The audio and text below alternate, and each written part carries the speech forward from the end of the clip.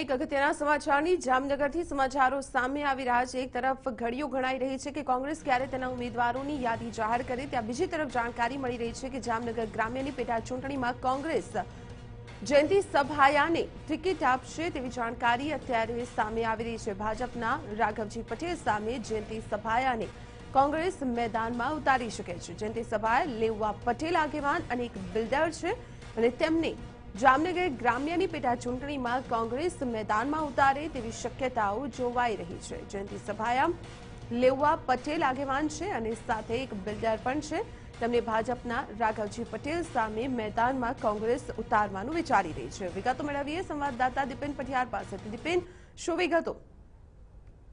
બિલકુલ જામનગર ગ્રામ્યની જે પેટા ચૂંટણી છે તે પેટા ચૂંટણી માટે કોંગ્રેસ અત્યારે ઉમેદવારની પસંદગીની પ્રક્રિયા હાથ ધરી રહી છે। દિલ્હી હાઈકમાન્ડ સાથે પણ પ્રદેશના નેતાઓ છે તેમની આજે બેઠક થઈ છે અને જામનગર ગ્રામ્યની બેઠક ઉપરથી કોંગ્રેસ છે તે જયંતિ સભાયાને ભાજપના રાઘવજી પટેલ છે તેમની સામે મેદાને ઉતારી શકે છે।